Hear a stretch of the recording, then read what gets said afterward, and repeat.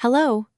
I invite you to listen to a story about how, on January 2nd, my mother-in-law brought her daughter-in-law, a Harvard graduate, into the house. I had just entered my room when she burst in after me, covered my mouth, and whispered.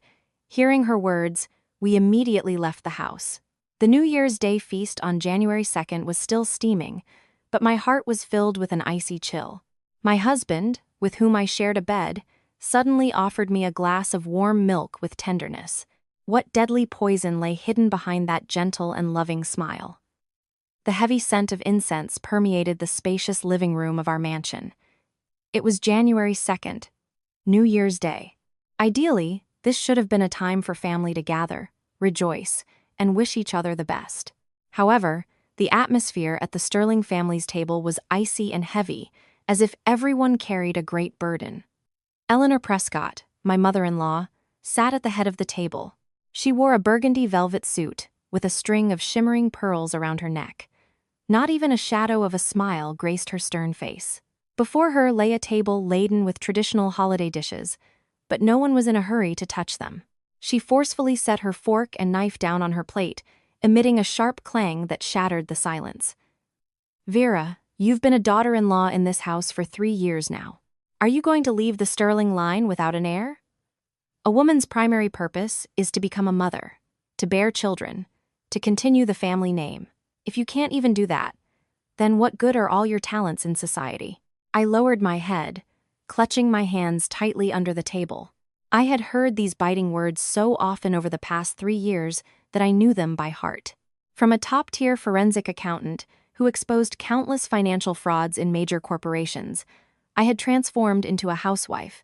I had given up my career at its peak to become a good wife and an obedient daughter-in-law, to create a comfortable home and support my husband Robert's career. But in Eleanor Prescott's eyes, all my sacrifices held no value until I carried Sterling blood beneath my heart. "Mom, after the holidays, Rob and I will definitely go to the clinic and get everything checked again," I said softly. "Checked? What is there to check? A rotten tree bears no fruit. A barren woman bears no heir. My Rob is tall, healthy, and a successful CEO of a major company. Clearly, the problem is with you. Our family has been unlucky." Eleanor Prescott shifted her sharp gaze to the woman sitting opposite me. This was Dr. Lena Petrova, my sister-in-law, wife of my husband's younger brother, Peter. Unlike my submissiveness, Lena sat with a straight back. Her face was cold and impassive, like an ice sculpture. She held a PhD in computer science and statistics, a graduate of the prestigious Harvard University. Lena had been a daughter-in-law in this house for only 6 months, but she had already become a thorn in the side of my mother-in-law, steeped in patriarchal views. "And you, Lena, I don't care about your doctorates from the West. Will your papers and diplomas bear me a grandchild to continue our line? You got married, so act like a wife. Take care of the house, serve your husband and children. But you sit at your computer all day with a face like you're at a funeral. There's no place in the Sterling home for such disrespectful daughters-in-law.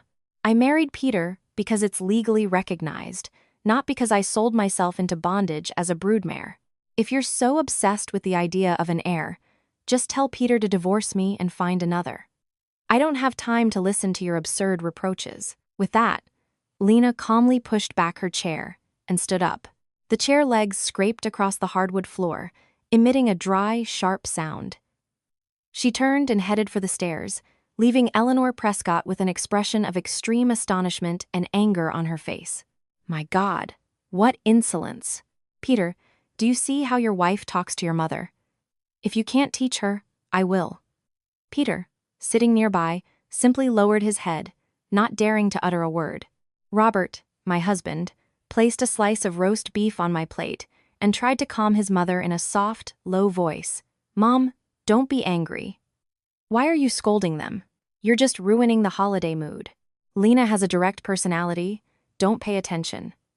Have a piece of meat, calm down." Robert turned to me. His gaze was full of his usual tenderness. "Go upstairs, check on Lena. Calm her down. Mom's on edge right now. Peter and I will sit with her." I nodded, hastily apologized to my mother-in-law, and quickly went upstairs. In any case, escaping that suffocating atmosphere was a genuine relief. I walked down the richly carpeted hallway, towards Peter and Lena's room. The mansion was built in a classical style, with very thick walls, but for decor, oak paneling had been installed between rooms. Lena's room was next to Robert's study. I gently knocked on the wooden door. The door was unlocked. I cautiously pushed it open and entered. "Lena, try to control yourself. Mom is old. She has old-fashioned views. Just ignore it. Why argue and create tension in the house?" I didn't get to finish. Lena rushed towards me. With one hand, she grabbed my wrist, and with the other, she covered my mouth. Her gaze was sharp, indicating that I should not make a sound. I opened my eyes wide in astonishment. My heart pounded furiously. Lena pulled me by the hand, tiptoeing towards the oak paneling that separated the room from the study. She pressed her ear to the wood and nodded for me to do the same. I swallowed and slowly leaned my ear against the cold wooden surface. This partition was, in fact, just a thin, decorative layer installed to divide a larger room. Through the gaps in the old material, sounds from the study came through clearly, word for word. They were Robert's and Peter's voices. They had left the table and come up here. "Rob, you have to save me. If you don't help, I'm done. The loan sharks said that if I don't return their $5 million debt with interest by January 3rd, they'll drag me out to the woods and deal with me their way. Brother, please help, I beg you." Peter's voice trembled with panic and despair. I was stunned. Peter had a $5 million debt from gambling. That was a fortune. "You idiot. How many times have I told you not to get involved with Vinny, the Sharks' underground casinos? Now you're in debt up to your ears and asking me to save you. Where am I supposed to get $5 million in cash right now? Your Titan Corp is a huge business. Billions in revenue. What's $5 million to you?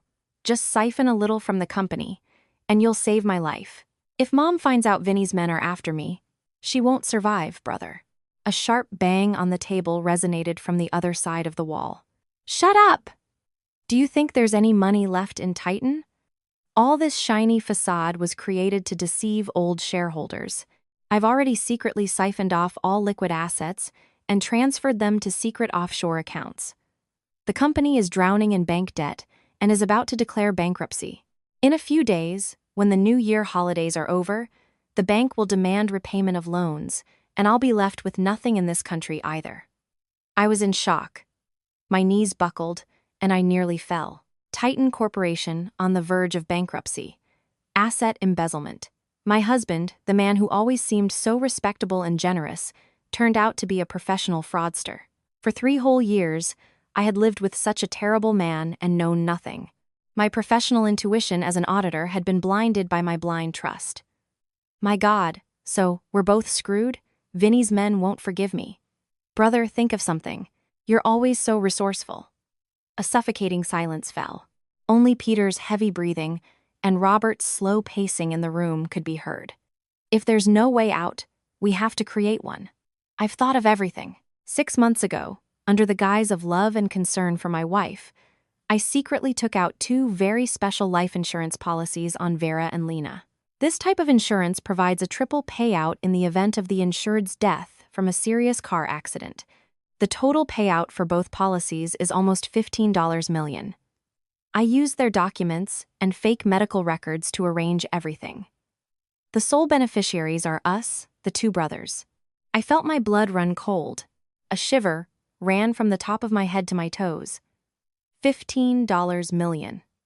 My sister-in-laws and my lives were just numbers in their eyes, to be exchanged for money to pay off debts and escape. Brother, what do you mean?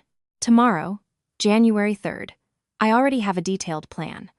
I'll play the role of the caring husband and suggest we go for a picnic in the Catskill Mountains to clear our heads.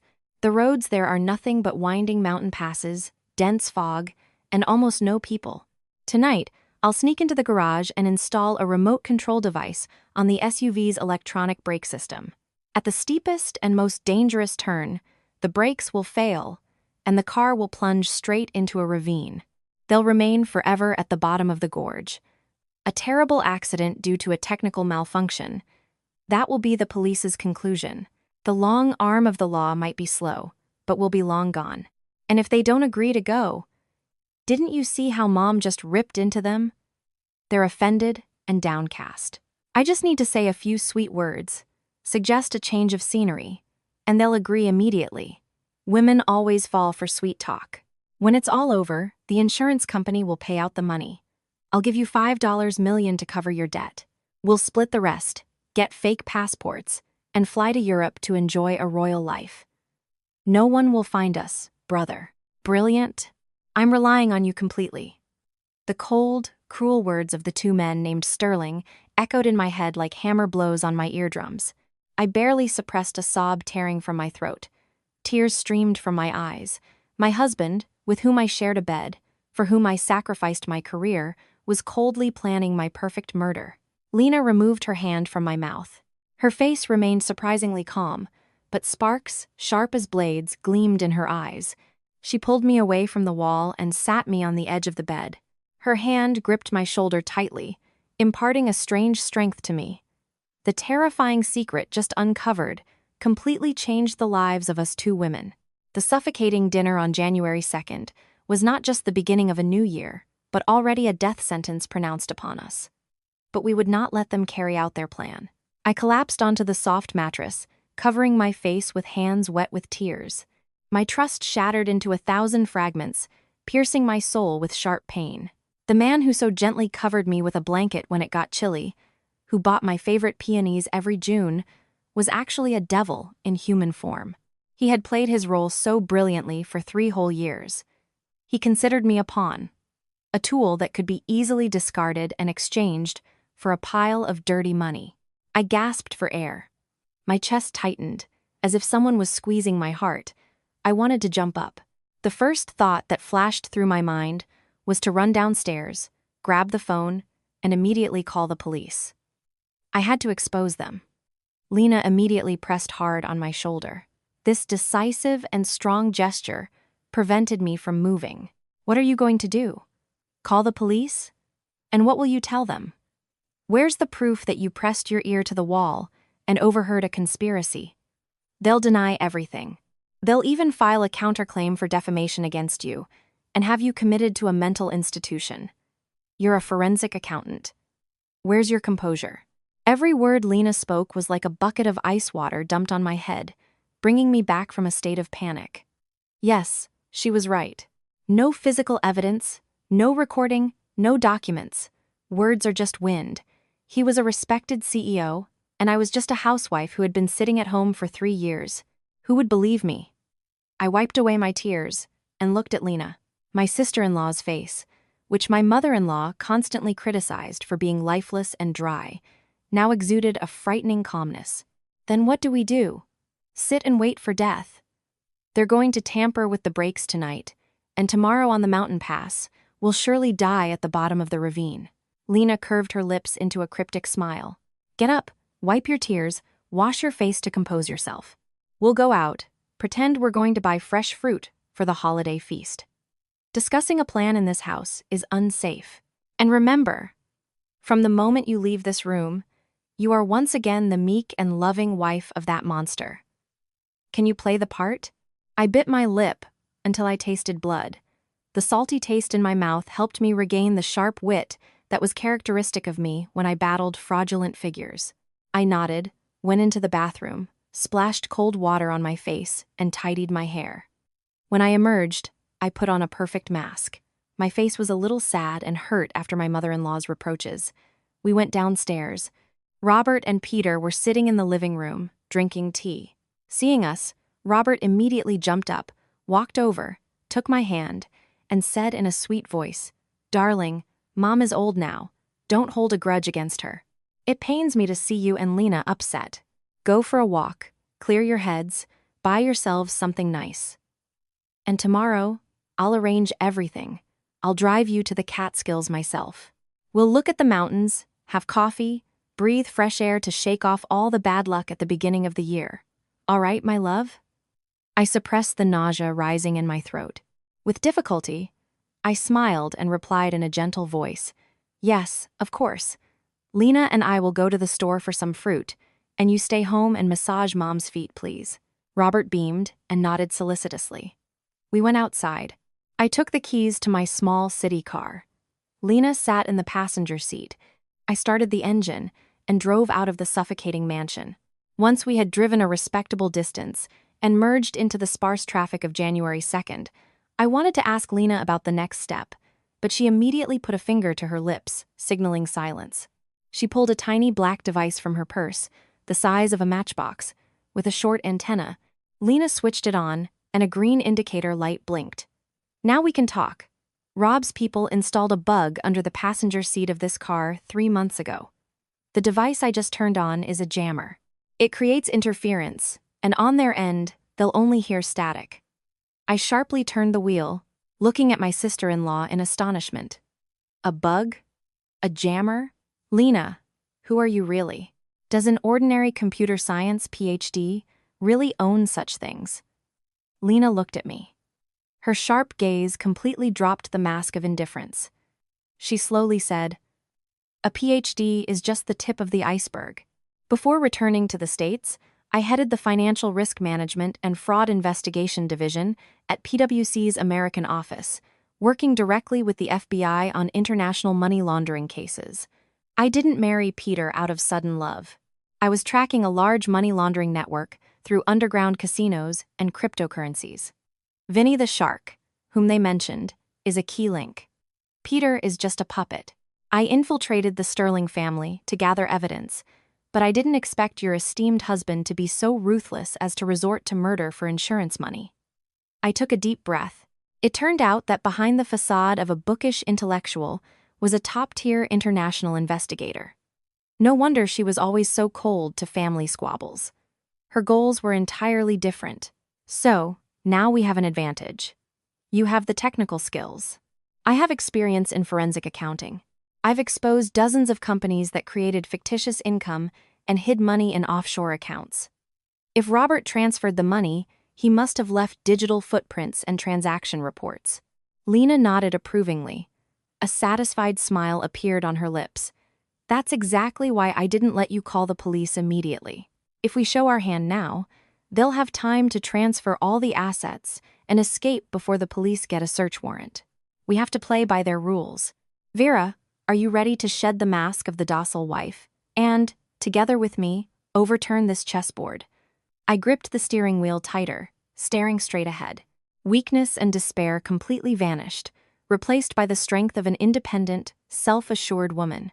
He who wishes to take my life will pay the highest price. I am ready. They think they are hunters, and we are prey. Let's see who will plunge into the ravine on the mountain pass tomorrow. Do you have a plan? Tonight, we begin. Goal number 1.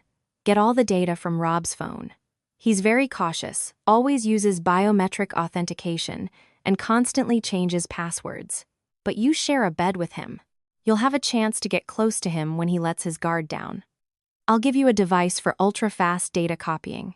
Just plug it into his phone's charging port for 2 minutes, and all the memory will be copied to my hard drive. Good. Tonight, he'll surely put on a show to calm me down. I'll use that chance. As for the stolen money, once we have the data from his phone, I'll only need high-speed and anonymous internet access. You personally can track the money flows and block his escape routes. I'll set up a private network tonight. We formed an alliance, an invincible alliance. We, 2 women, looked at each other, and in our gazes was a silent vow. We drove to the market, bought some beautiful fruit, and slowly drove back to the mansion. The greatest performance of our lives began at that moment. Dinner on January 2nd passed in an atmosphere of false serenity, which was chilling. Eleanor Prescott, apparently calmed by Robert, no longer uttered biting words. She ate a few bites, then, citing a backache, asked the maid to escort her to her room. Robert, rolling up his sleeves, personally sliced fruit and brought it into the living room for us. He smiled, asking solicitously, "Vera, I checked the weather forecast for tomorrow. They say the almond trees are blooming in the Catskills at this time. Very beautiful. I'll take you on the new expressway. It's fast and comfortable." I took a piece of apple, slowly bit into it. A new move quickly formed in my mind to lure him deeper into the trap. The expressway is boring, darling. Just endless trucks and buses, noisy, and the scenery on the sides is nothing special. We don't get out to relax that often. Let's change the route tomorrow and take the old road through the mountain pass. Yes, the road is winding and deserted, but the views of the pine forests on both sides are simply breathtaking. I want to take some commemorative photos at the big turn to show off to my friends. Hearing my suggestion to take the mountain pass, a spark of genuine joy flashed in Robert's eyes, though he tried to hide it behind a condescending smile. He must have thought the prey was walking straight into the trap. Excellent idea, wife. The scenery on the mountain pass is indeed picturesque, perfect for relaxation. I completely agree. Everything will be as you wish. Around 10 p.m., Robert and I returned to the bedroom. He went into the bathroom first. I quickly took out the data copying device, the size of half my pinky finger, which Lena had secretly handed me outside, from my jacket pocket. I hid it under my pillow. My heart pounded furiously. When Robert came out, he was wearing a dark blue silk robe. In his hands, he held a steaming glass of warm milk. He approached the bed and offered me the glass with a very caring look. "You're so tired today. Mom's words upset you. I made you some milk. Drink it so you can sleep better. Tomorrow we have to wake up early and travel far." I looked at the glass. A thin layer of milk foam floated on the surface. My survival instinct told me that something was wrong with that milk. He wanted me to fall into a deep sleep, so it would be easier for him to sneak into the garage and tamper with the brakes, and so I wouldn't notice his suspicious actions tonight. I took the glass, smiling sweetly. "Thank you, darling. You're so thoughtful." I brought the glass to my lips. Robert stared at me intently, not taking his eyes off me. The moment I was about to tilt the glass, I deliberately loosened my fingers. Boom! The glass slipped from my hands and fell straight onto the carpet, shattering. White milk splattered in all directions, getting on Robert's pants. I pretended to be scared and cried out, "Oh, I'm so sorry, darling." My hand suddenly cramped. I couldn't hold the glass. "Milk is all over your pants. Go quickly to the bathroom and change, or the smell will be unpleasant." "I'll wipe it up now." Robert frowned. A flicker of irritation crossed his face, but he quickly hid it behind a strained smile. He looked regretfully at the puddle of milk on the floor. After all, the expensive sleeping pills he had added were wasted. "It's nothing, darling. I'll go change, and you rest. The maid will take care of the cleaning tomorrow." Saying this, he turned and quickly went to the dressing room, which was combined with the bathroom. As soon as the dressing room door closed, I began to act. I leaned over the bed to Robert's nightstand and grabbed his brand new smartphone, lying next to his wristwatch. I took out Lena's device and plugged it into the charging port. A tiny indicator light on the device lit up. Lena's plan was for this device, programmed to bypass the screen lock, to directly extract all raw data, hidden messages, and browsing history from the phone's cache memory. It was supposed to quickly copy data from hidden applications and cache logs that Lena had preceded. This required exactly 20 seconds. 10 seconds. I heard the water running in the bathroom. 15 seconds. The red indicator blinked continuously. My heart pounded as if it wanted to leap out of my chest. 20 seconds. The red indicator turned to a steadily glowing green. Done. I quickly pulled out the device and hid it in the pocket of my nightgown. Just then, the bathroom lock clicked. I carefully put the phone back in place, turned around, grabbed a paper towel, and bent down, pretending to diligently wipe up the puddle of milk. Robert emerged in different shorts. He looked at me, showing no sign of suspicion. "Leave it, darling. It's late. Let's go to bed." I threw the towel in the bin, got into bed, and pulled the blanket up to my chest. Even without drinking the sedative, I had to perfectly play the role of a tired wife. I squeezed my eyes shut and began to breathe steadily and deeply. Approximately an hour and a half later, Robert's steady snoring began beside me. He was fast asleep. I sharply opened my eyes. The darkness in the room had become familiar. I cautiously sat up, took the device from my pocket, grabbed my phone, silently opened the door, and went into the hallway. Lena was already waiting in a dark corner by the stairs, holding a slim laptop. We nodded to each other, and moving like shadows, descended to the old pantry in the basement. There were no windows here, and the soundproofing was good. Lena connected the device to her laptop. Green lines of code flickered across the black screen. Her fingers glided across the keyboard with incredible speed, making no loud sounds. Got it. He used a secret application disguised as a calculator. I'm cracking it. 3 minutes later, all of Robert's dark dealings were laid bare. Correspondence with the insurance agent, fake medical reports, and most importantly, transaction details for money transfers abroad. I scanned the numbers like a machine. My auditor's instinct awoke. There it is. He created 3 shell companies abroad. Money from Titan was siphoned off through fictitious consulting contracts. The current balance in the main account, opened in a private European bank, is over $75 million. A huge sum. Do you have a way to access that money? I smiled confidently. Strict security is their weakest point. This bank uses a proactive intrusion detection system. If it registers multiple failed login attempts from an unfamiliar IP address, especially at night, the system will automatically classify it as a massive cyber attack. It will immediately freeze all accounts to protect client assets. It usually takes at least 24 hours to verify, and unlocking may require the account holder's personal presence with original documents. Lena immediately understood my plan. Excellent. You're going to use their own weapon against them? Connect me to an anonymous network with a virtual IP address from another country. I'll conduct a fake attack. Lena did it in the blink of an eye. I sat at the computer and entered the account number we had just obtained. The screen prompted for a password and security code. I deliberately entered the wrong password 10 times in a row. The system returned a red error. Then, I used a program that Lena quickly wrote to continuously send thousands of login requests with random characters to the European bank's server. A loading icon appeared on the computer screen. 2 minutes later, a yellow notification appeared on the interface. Account temporarily blocked for security reasons. Please contact customer support. I breathed a sigh of relief and leaned back in my chair. Done. His $75 million is buried under snow. Tomorrow morning, even if he wants to withdraw a single penny for a plane ticket, he won't be able to. We've cut off his escape route. My part is finished. Now it's my turn. He said he would go to the garage tonight to tamper with the brakes. I've already installed a tracking program in the car's central computer. If he unscrews the brake fluid drain valve or cuts a cable, the car's system will record a hardware error history. But I'm afraid he'll use a remote control device to disable the electronic brakes while driving. Then it will look like a system failure, not sabotage. And can you counteract that device? Easily.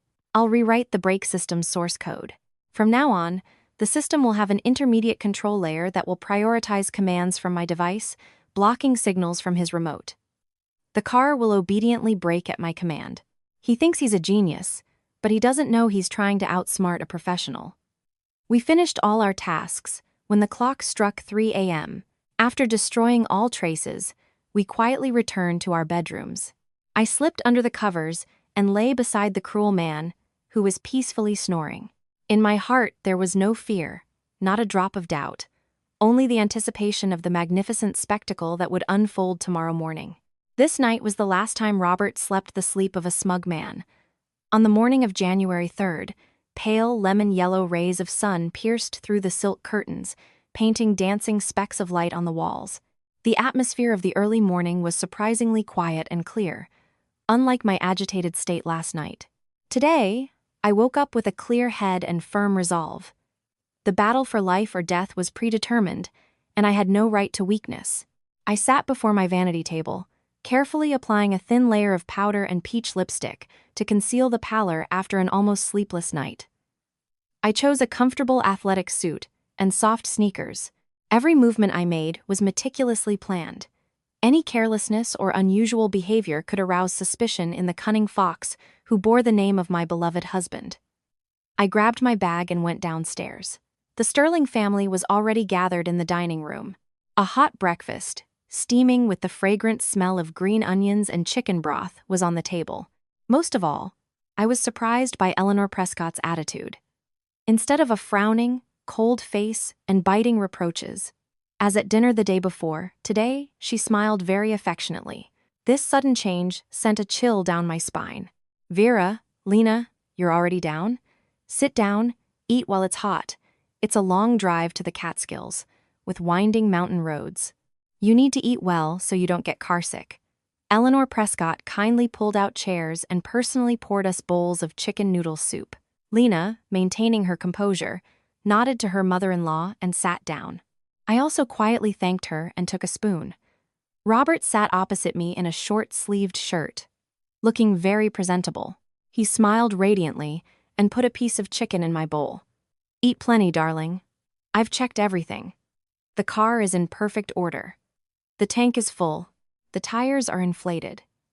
As soon as we eat, Peter and I will take you on an unforgettable trip.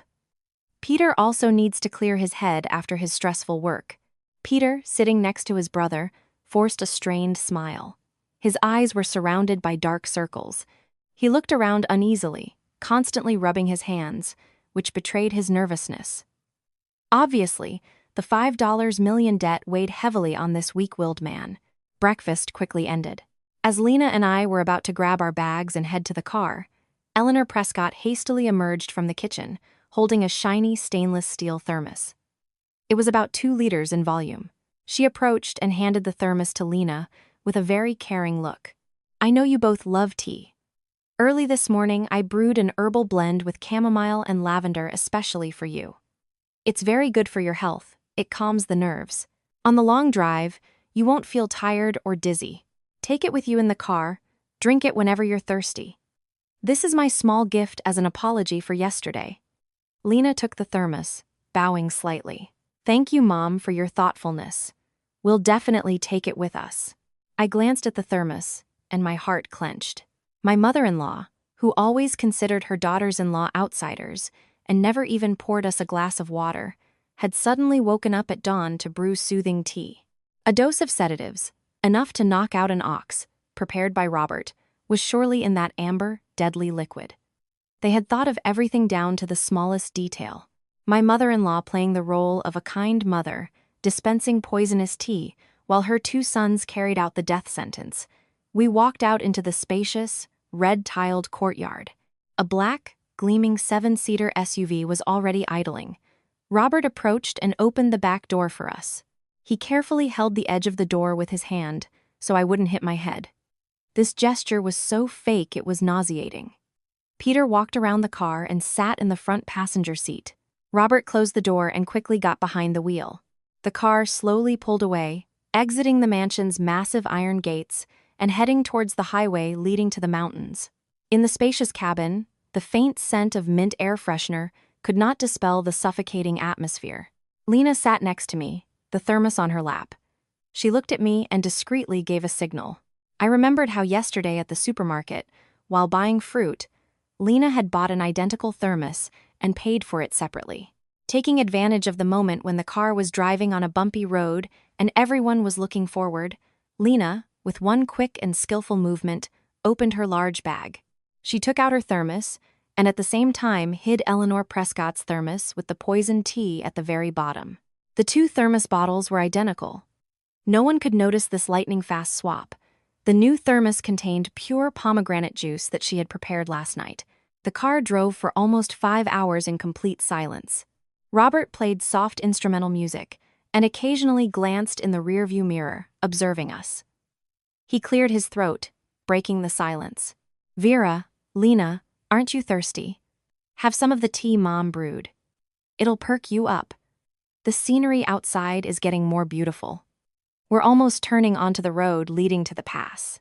I understood the hint, took 2 small plastic cups from the cup holder, and handed them to Lena.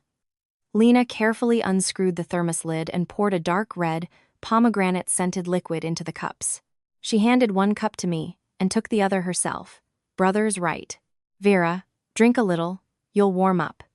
I brought the cup to my lips and took a big gulp. The cool pomegranate juice had no bitter aftertaste or strange smell of sedatives. Lena and I drank it all down in front of a satisfied Robert, reflected in the mirror. Just 15 minutes after that, I began my act. I rubbed my temples, feigned a yawn, and my voice became deliberately sluggish and weak. "Rob, I feel so sleepy. My head is spinning. My eyelids are heavy. They just want to close. I must not have slept well last night." Lena also leaned back in her seat, closed her eyes. Her head tilted slightly to the side, and her breathing became even, like a sleeping person. Mom probably brewed too strong a blend. "Well, rest, sleep. When we reach a beautiful spot, I'll wake you up. Peter, turn up the air conditioning so they don't get cold." Robert's voice was gentle, but I clearly heard triumphant notes in it. I rested my head on Lena's shoulder, relaxed all my muscles, pretending to have completely lost consciousness. In the darkness behind my closed eyelids, all my senses sharpened to the extreme. I felt the vibration of the wheels on the road, heard the steady breathing of my sister-in-law beside me, and I waited for the moment when the masks of the two men in the front seat would finally fall. The deadly ride indeed rolled down a road of no return. The space inside the SUV plunged into an ominous silence. Only the steady hum of the V8 engine and the whistle of the wind through the closed windows could be heard. I lay with my head resting on Lena's shoulder, maintaining steady and slow breathing. My hands were clasped on my knees. I was completely motionless. From the front seat came a sigh of relief. It was Peter's voice. He sharply turned around and stared at us for a long time.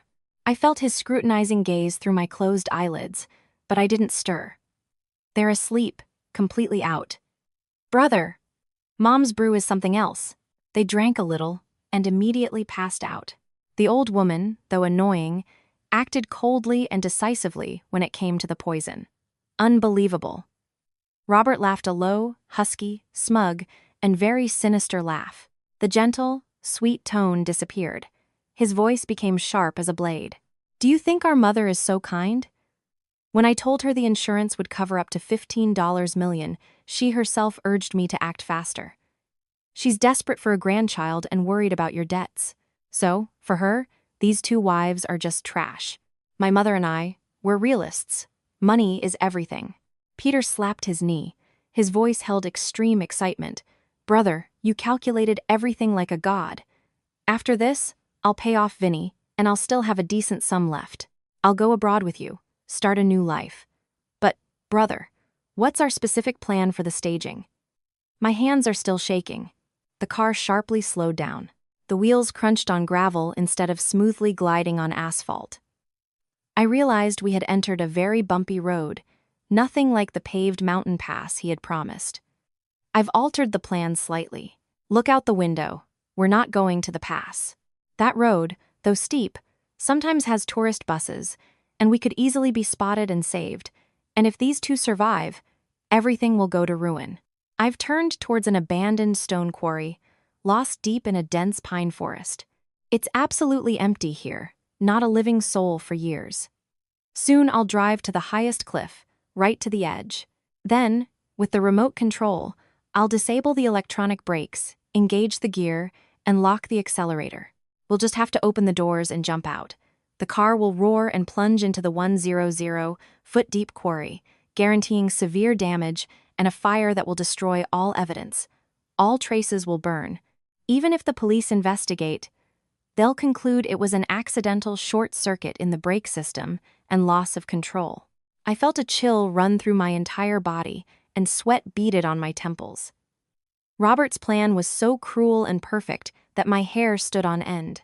He had thought of everything down to the smallest detail, so that my sister-in-law and I would not have a single chance of survival. The treachery of this family exceeded all conceivable limits. Beside me, Lena continued to breathe steadily, but I felt her little finger touch my thigh 3 times. It was the coded signal we had agreed upon last night. It meant Lena had activated the car's system rewrite program. Now, complete control over the brakes and gas was not with Robert, but directly linked to the phone hidden in Lena's jacket pocket.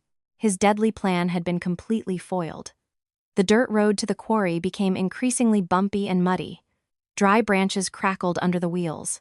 The engine roared laboriously. It grew darker due to the dense tree crowns that obscured the sun. Suddenly, a deafening screech of brakes shattered the silence. The car stopped abruptly, and I almost hit my head on the back of the front seat. Reflexively, I opened my eyes. Through the gap between the front seats, a chaotic scene unfolded. The road to the quarry was completely blocked. 3 huge black SUVs stood across it, blocking the only passage. About 15 bald-headed men leaped out of the cars. Each had tattoos, all in tank tops, showing off their muscles. In their hands, they held iron rods, baseball bats, and chains. Fierce-looking, they slowly approached our car.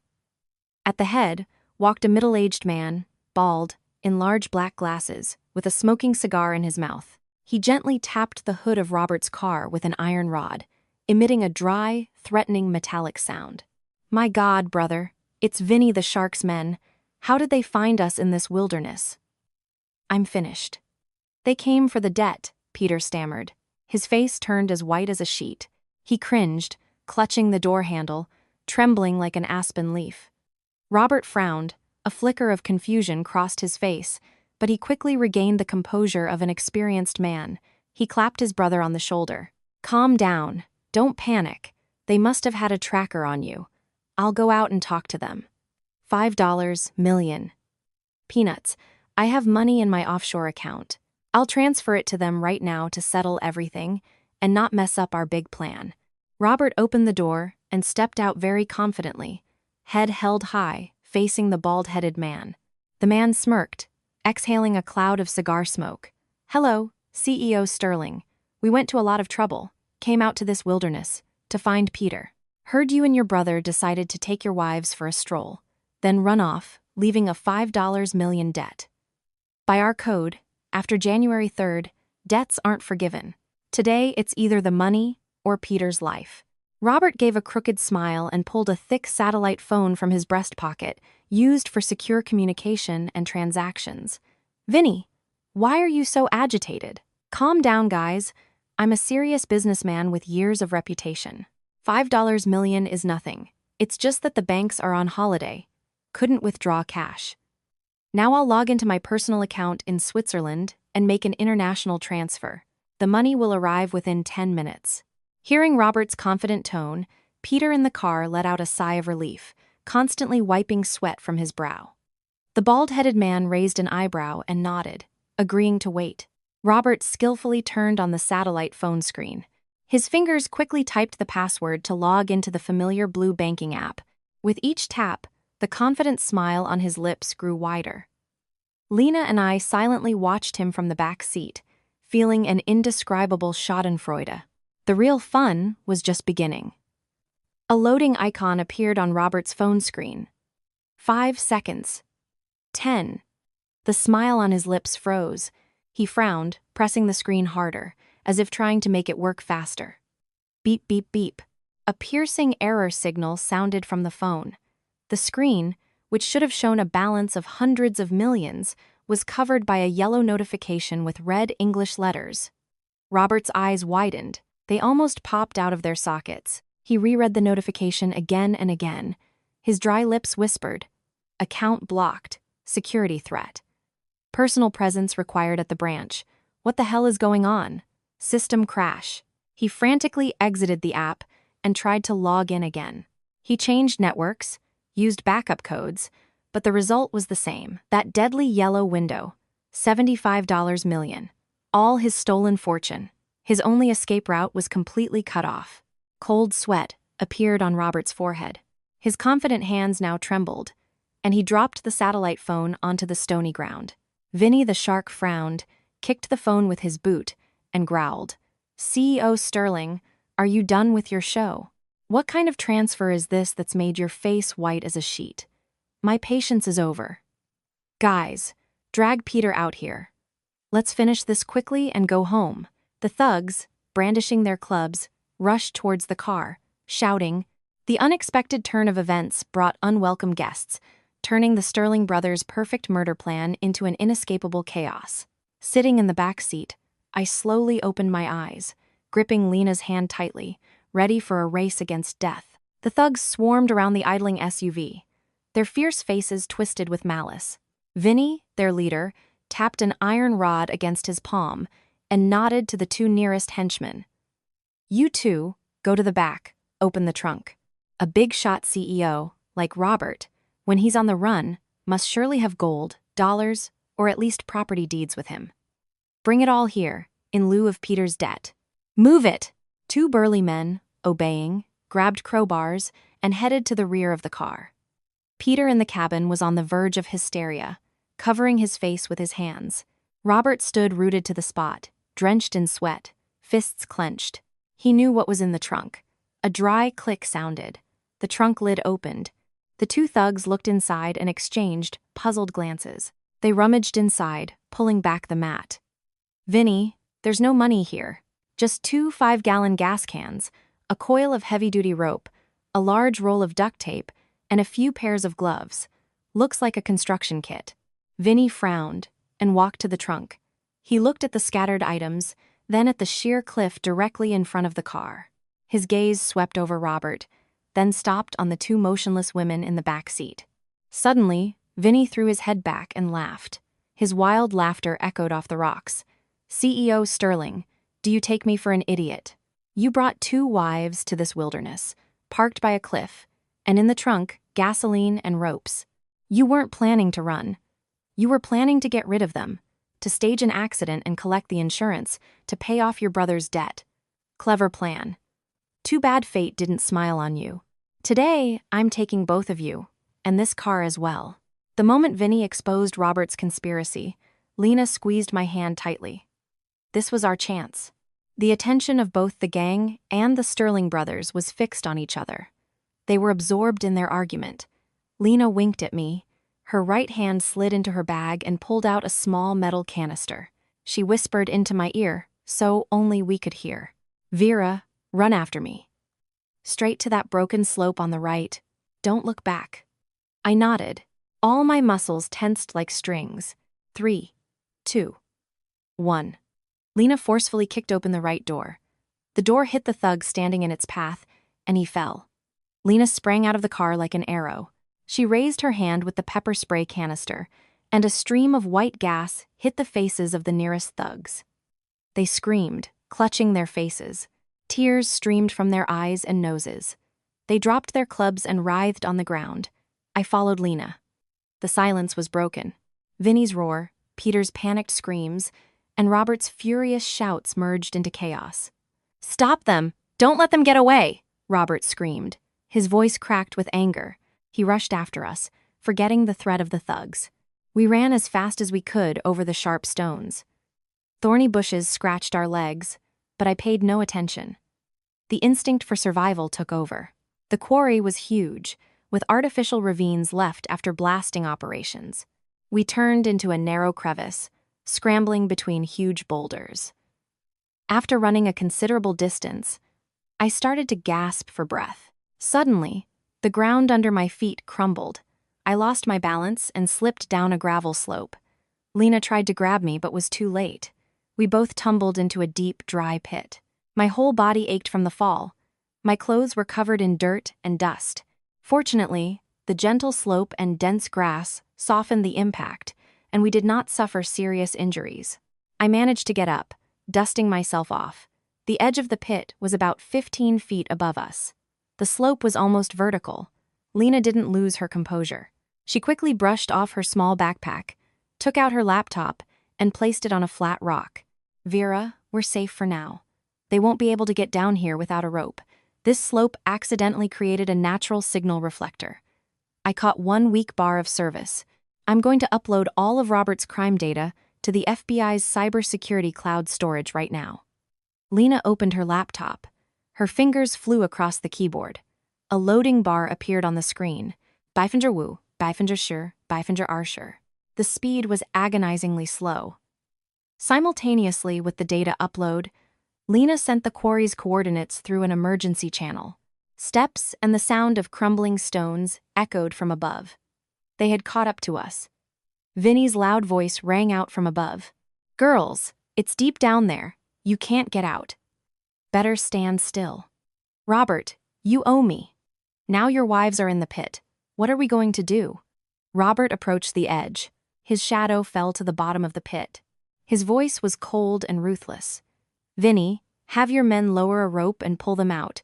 When it's all over, I'll give you half the insurance, $7.5 million. Consider it the main debt and generous interest. I took a deep breath. Robert's perfidy knew no bounds. He was ready to share the money obtained from our lives to bribe the thugs. The loading bar on Lena's computer had only reached 70%. We needed to buy time. I decided to use a psychological tactic to sow discord between them. I raised my head and shouted as clearly and loudly as I could. Vinny, you've been in the criminal world for so many years. How can you trust a professional con artist like Robert Sterling? You know his offshore account is frozen. There's not a dime left. His company is bankrupt. Its assets are being seized by the bank. If he kills us, the police will start an investigation, and the insurance company won't pay a single cent to a criminal. By getting involved with him, you'll only end up in jail. I paused, observing Vinny's shadow, which hesitated. I delivered the decisive blow. I'm Vera, a forensic accountant. I have all the documents for trust funds worth hundreds of millions in my name. If you order your men to lower a rope and pull us out, protecting us from this devil Robert, I will immediately transfer $10 million to you as a thank you. $10 million of clean, legal money. You won't have to fear the law. Think about what to choose. Getting involved with a bankrupt man, or protecting a woman who can pay immediately. My offer struck the gang leader's weakest point: greed. Vinny pondered. Insurance was a dubious matter, plus complicity in murder. And here, a woman from a pit was offering twice as much, with guarantees of safety.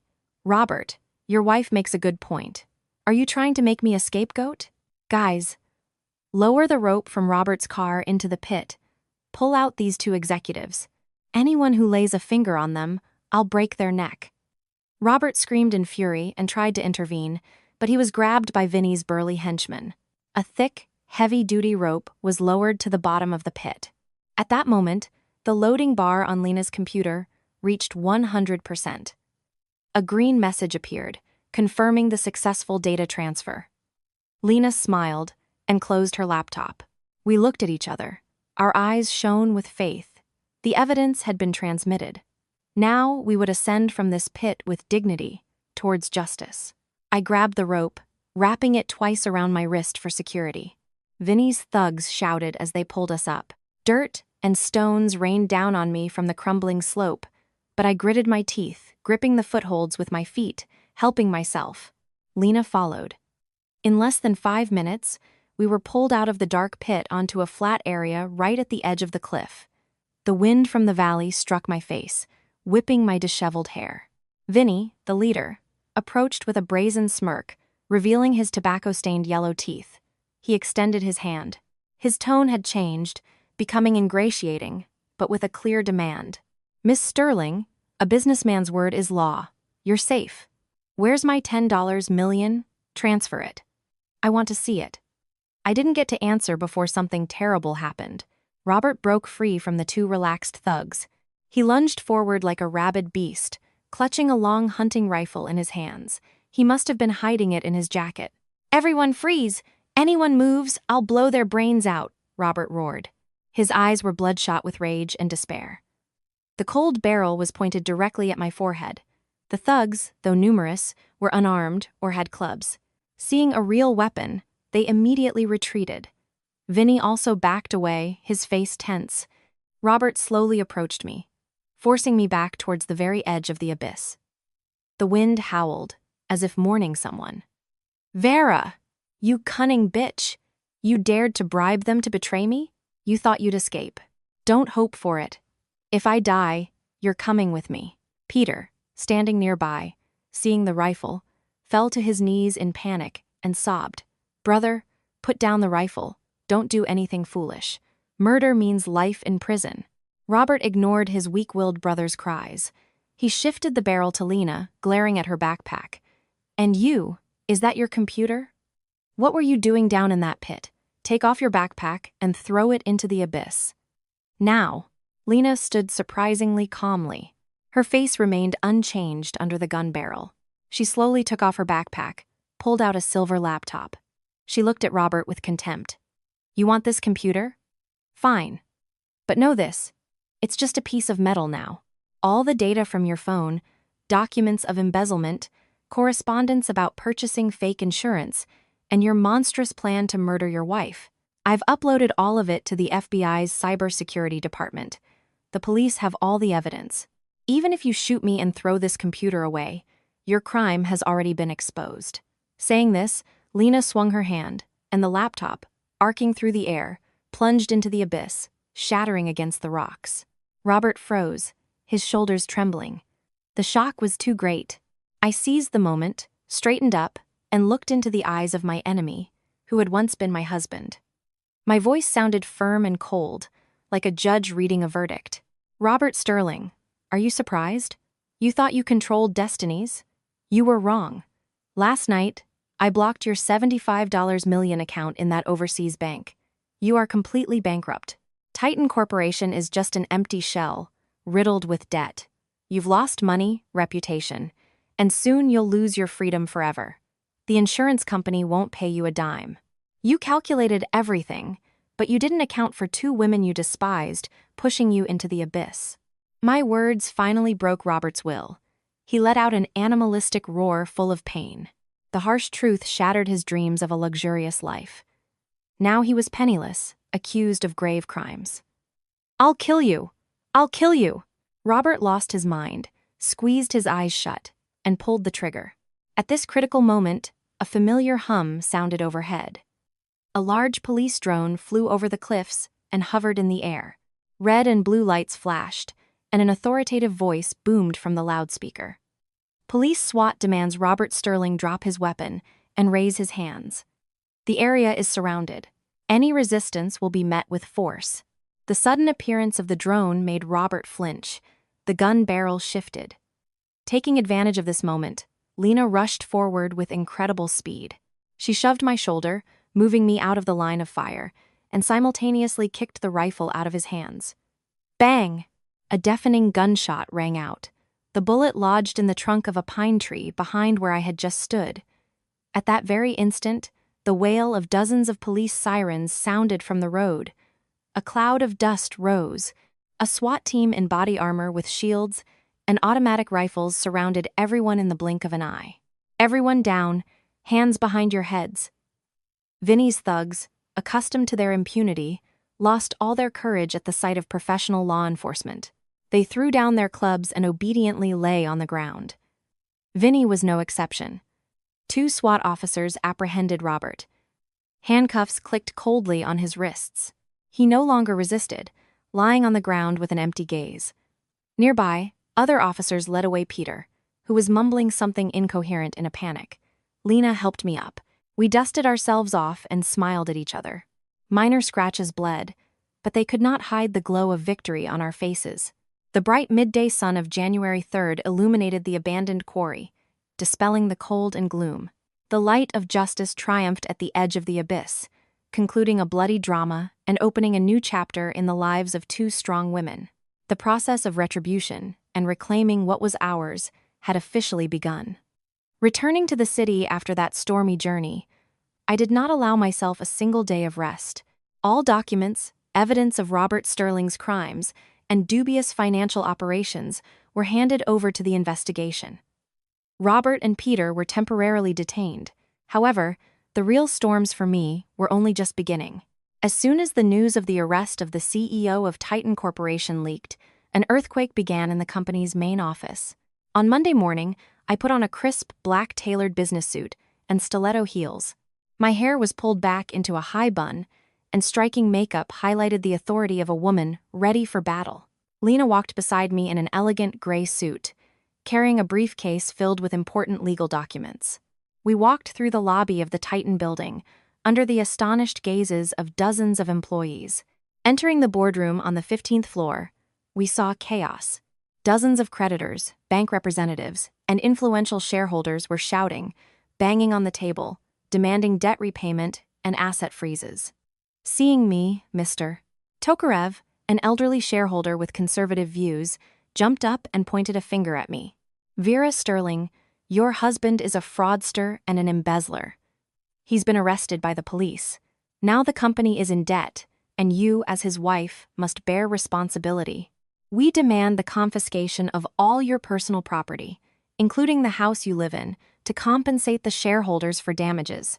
The others in the room immediately supported him, creating a powerful wave of pressure. They thought I was a weak housewife, easy to intimidate. They wanted to take advantage of the situation and take away what little I had left. I smiled coldly, pushed back the chair at the head of the table, and calmly sat down. Lena stood behind me, opened her briefcase, and placed a thick folder of documents on the table. "Gentlemen, have you made enough noise? If so, please sit down and look at this carefully." My voice was so firm and authoritative that silence fell in the room. I slid the folder to the center of the table. "This is a detailed statement of all cash flows of Titan Corporation over the past 3 years, which I, as a forensic accountant, personally tracked and confirmed in conjunction with the investigative authorities. Dr.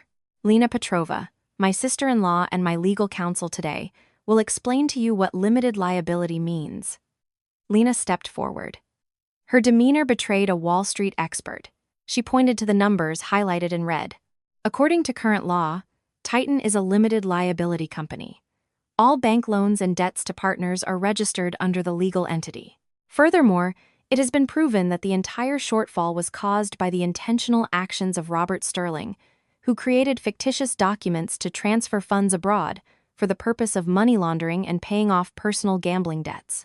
The $75 million he transferred is currently frozen in a European bank and is in the process of being returned by the government to the company. Vera Sterling has no relation to this and did not sign any personal guarantees for these illegal debts. Her premarital and personal property is fully protected by law." Tokarev's face contorted. He stammered. "But she's his wife. Spouses should share both joy and sorrow. The company is in trouble, and she's going to wash her hands of it? We'll vote to strip her of her shareholder status and take her share." I laughed loudly with contempt. I took a small USB stick from my pocket and forcefully threw it onto the table. "Mr. Tokarev, you want to seize the company, do you think? I don't know about your dirty dealings. This USB stick contains all the evidence of how you and 3 other shareholders sitting here received kickbacks from unscrupulous developers, inflating material prices twofold to share profits with Robert Sterling. You yourselves helped rob this company. If I hand this USB stick over to the Economic Crimes Division, how many years in prison do you think you'll get?" The faces of the 4 shareholders turned deathly pale. They trembled, drenched in sweat. Their initial audacity was shattered by irrefutable evidence. They had made a grave mistake, underestimating the capabilities of a top-tier forensic accountant. "Now I give you 2 options. First, you voluntarily sign a waiver of all your shares in my favor at 0 cost. Consider it payment for your freedom. Second, I call the police here.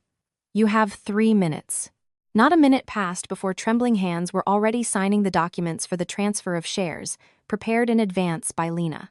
I collected the papers, officially becoming the full owner of Titan Corporation. I ordered the financial department to work closely with the banks to restructure the legitimate debts and fired Robert's entire old team. The storm in the office was quelled, but my cleanup didn't end there. A week later, Lena and I arrived at an upscale gated community on the riverbank. This was a secret love nest that Robert had bought with stolen money for his young mistress. I stood before the wrought iron gates and rang the bell persistently. A few minutes later, a young woman in a thin silk robe with heavy makeup opened the door. Seeing me, her face changed, and she said cerulently, "What do you want here? Robert's been arrested. This house is mine now. Don't you dare cause a scene. Security here is very strict." I didn't argue. I simply pushed the gates open and walked into the yard, forcing her to retreat. Lena followed with a folder of documents stamped with red seals. I surveyed the expensive Japanese-style garden and looked her in the eyes. "Sweetheart, it seems you're not aware of the situation.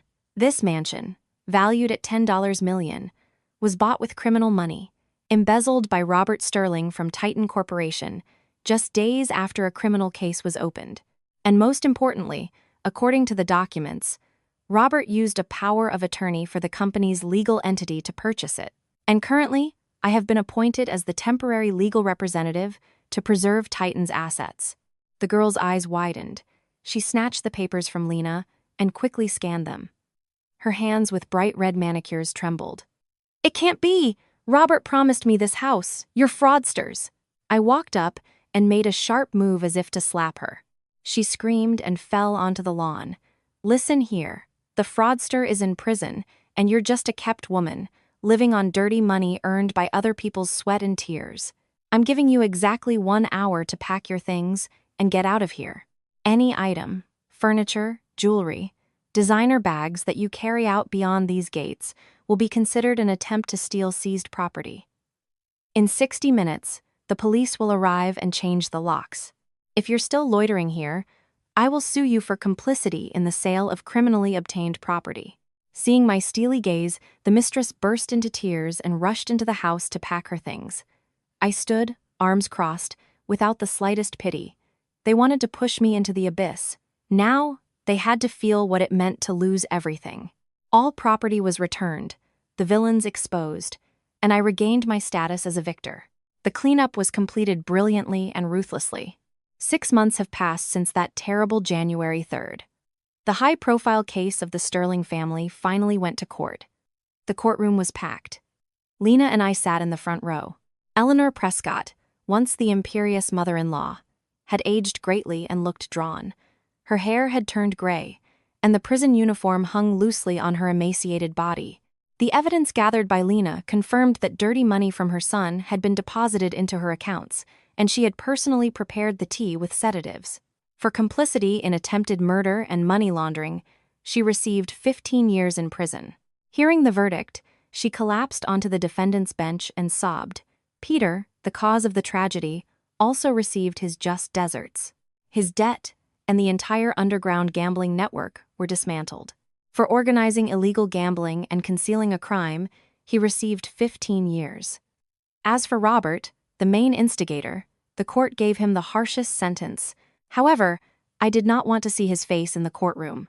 I had prepared a personal punishment for him.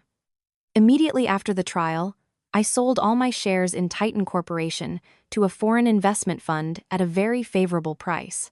I wanted to completely sever all ties with the Sterling family and start a new life. With the proceeds, Lena and I opened a joint venture. We rented a spacious office in the heart of the financial district. A bronze plaque appeared at the entrance. Truth Investigations. Our company for the protection of women's rights, Truth Investigations, officially began its work. The combination of my sharp auditor's mind and Lena's high-tech skills created a unique service.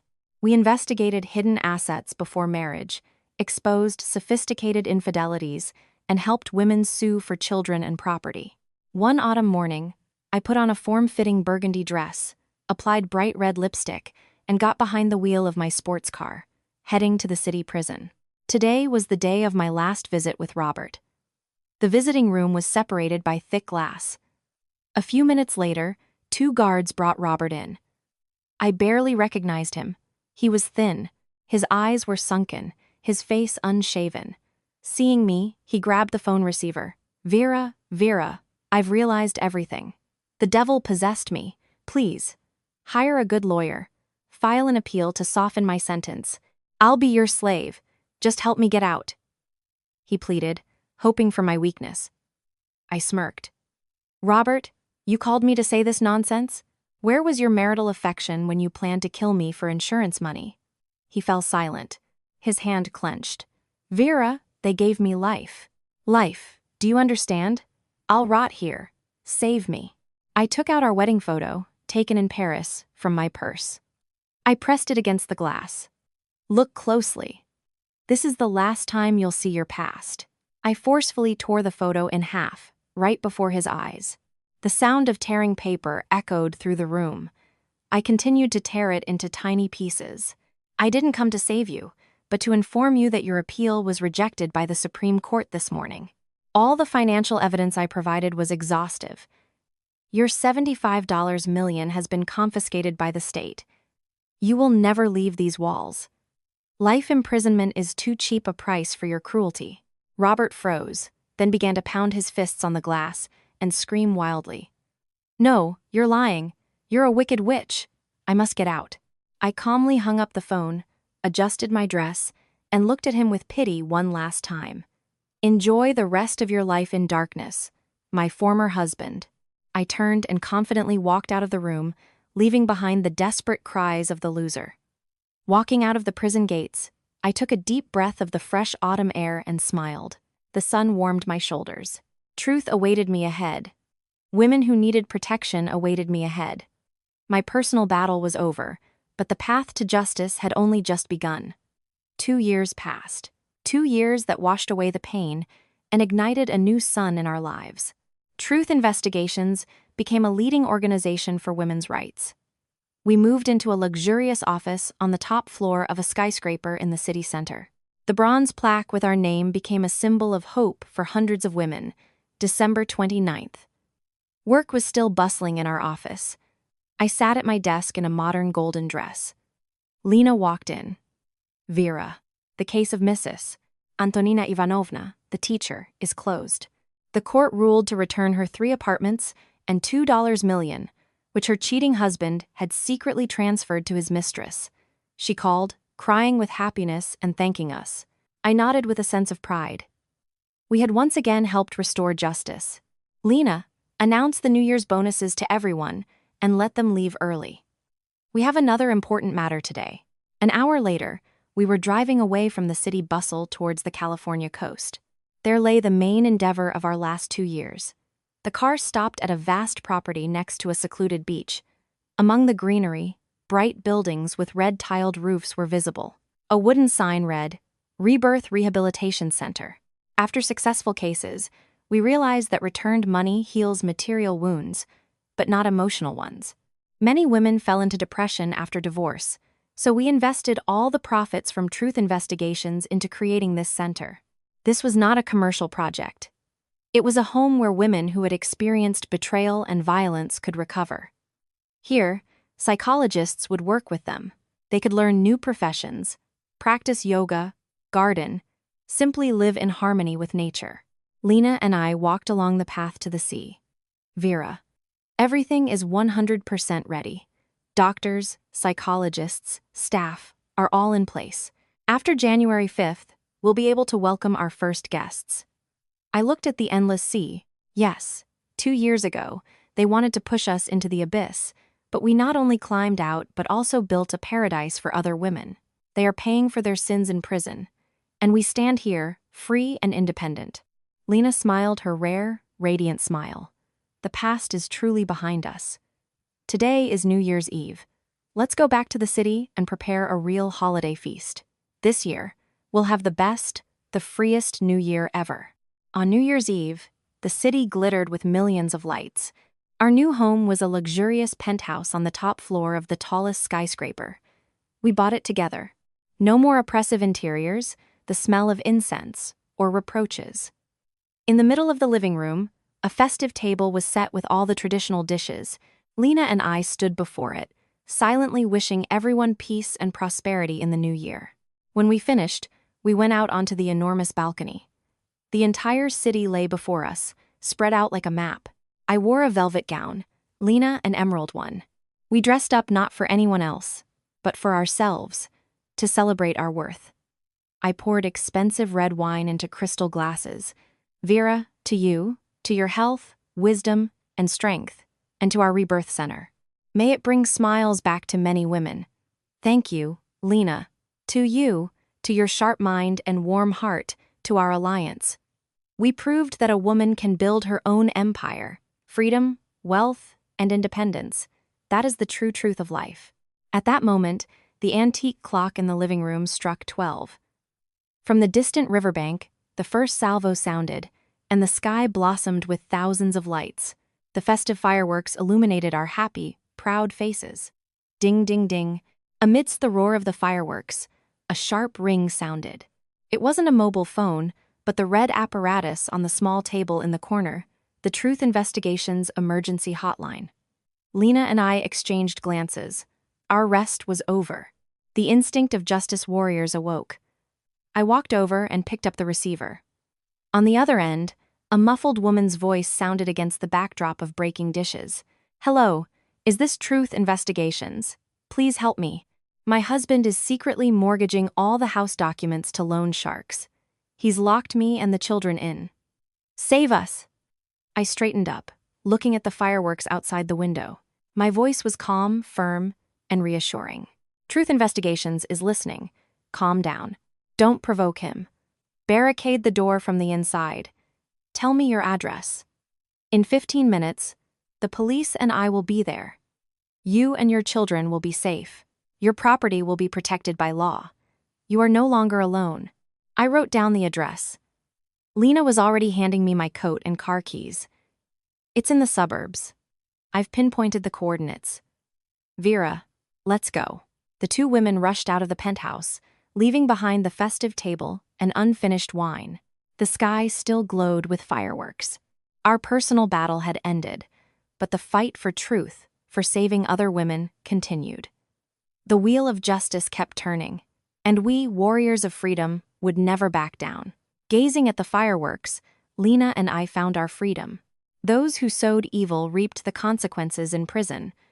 A woman's life is often compared to a harbor, but when a storm hits, we have the right to take the helm ourselves. A failed marriage is not the end. Strength of spirit and a clear mind are the most reliable shields. Thank you for your time and for listening to this story. If it resonated with you, subscribe to the channel to stay with us. I wish you health, peace, and happiness.